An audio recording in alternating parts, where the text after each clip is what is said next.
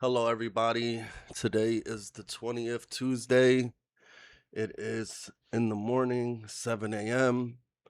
Um, I wanted to talk about this storming and harassment of these protesters in a church without saying something very mean or saying how I really felt that would be violent,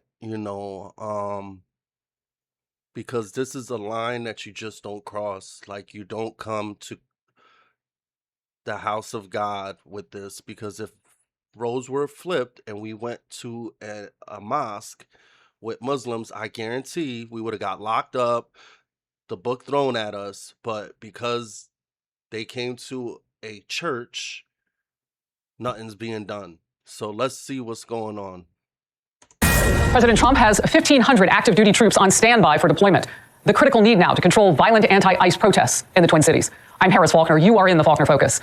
The tactics are terrifying. Anti-ICE agitators, though, have now sunk to a new level, targeting a church.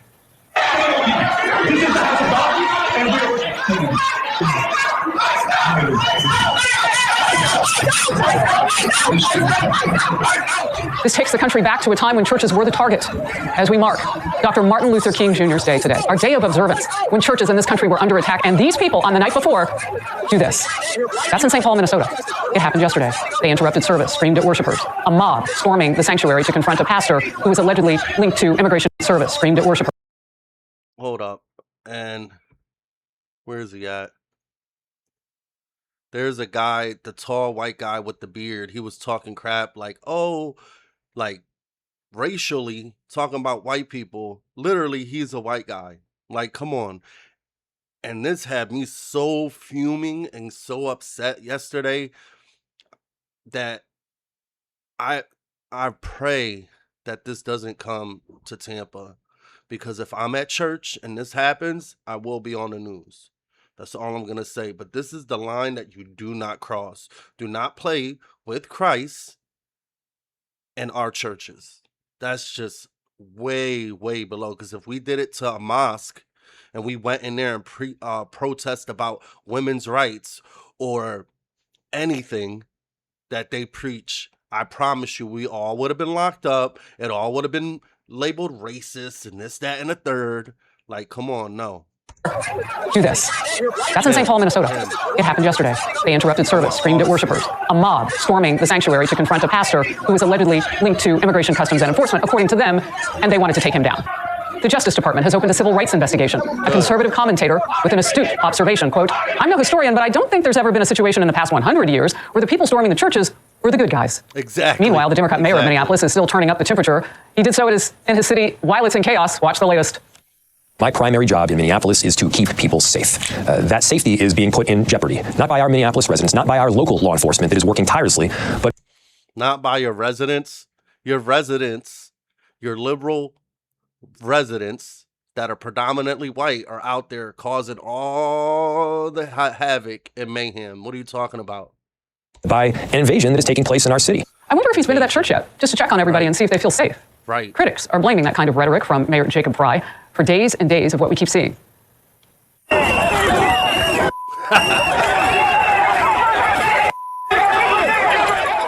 let's call them criminals, shall we? They're violent. They're disorderly. They're out of control. And we know they hate, because some of them decided to burst into a sanctuary inside of a church. Agitators over the weekend were keeping up all of their harassment of federal agents. ICE confirming the arrest of at least 2 people for accused assaulting agents and refusing to obey commands.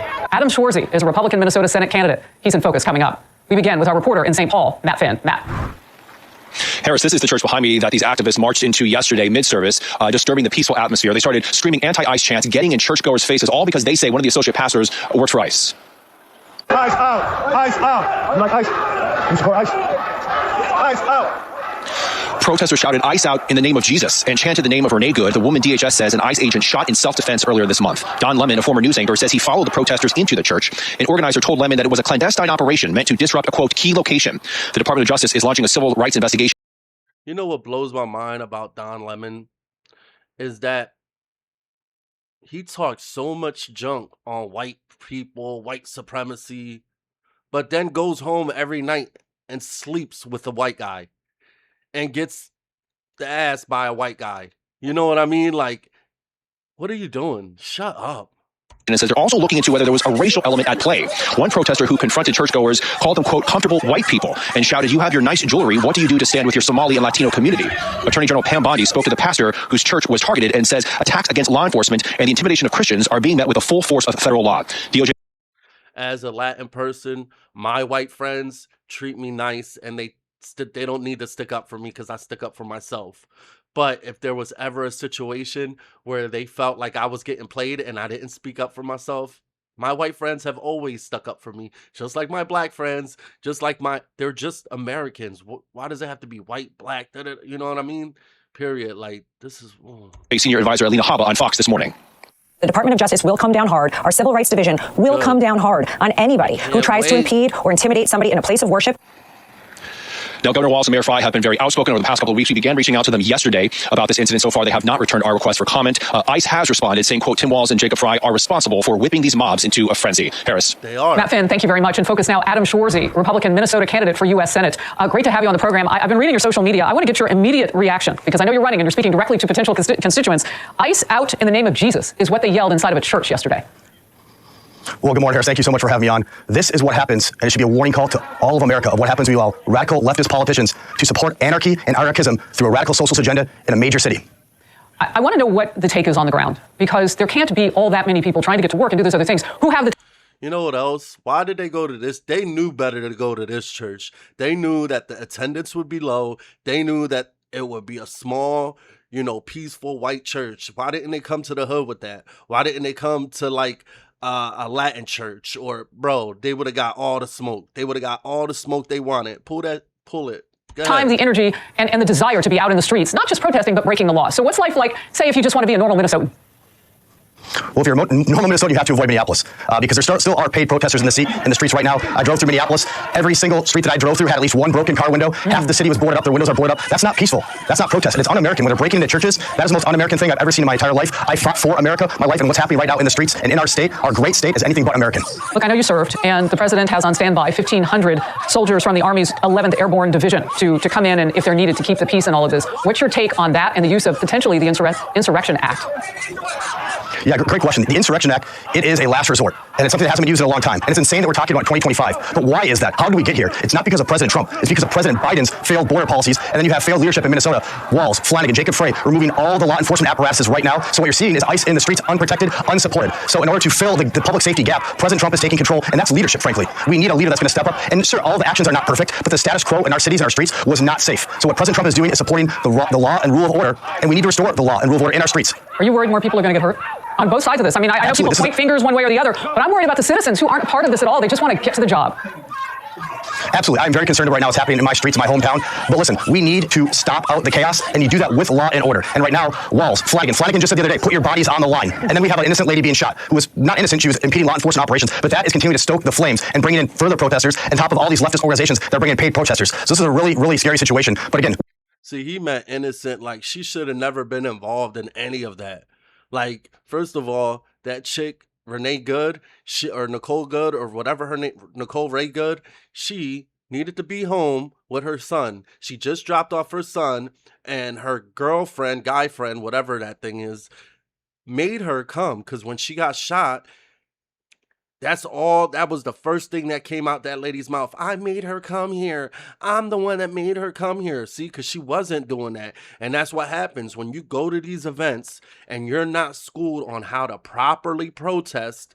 They could have protested 20 feet away and recorded ICE to make sure that they're taking away people. Because, government people, just like any job, you have bad apples, and there's people that take this stuff very aggressively and stuff like that. So you record them and you make sure that they're doing a fair job.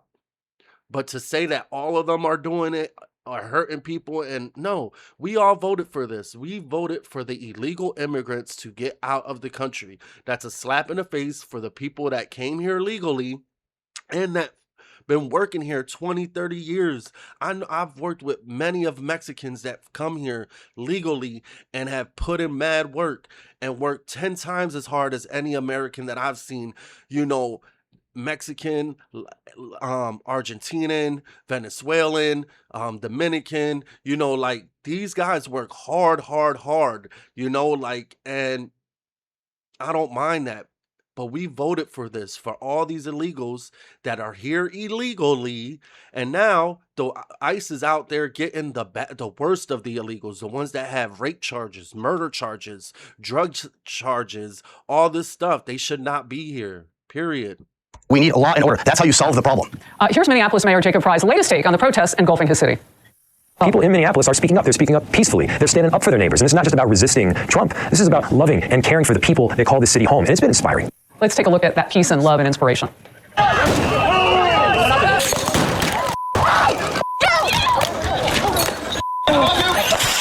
Deputy Attorney General Todd Blanche with this. It's absurd for the media and some of these politicians to call what these folks are doing as peaceful protests. They're throwing rocks at ICE officers. They are standing in the roadway where they try to drive by. They're putting their vehicles in the roadway while they try to drive by.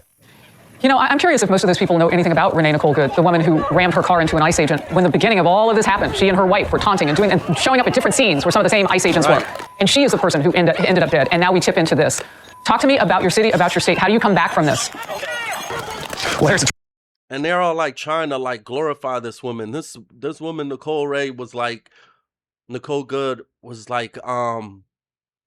her kids, her older kids don't even live with her.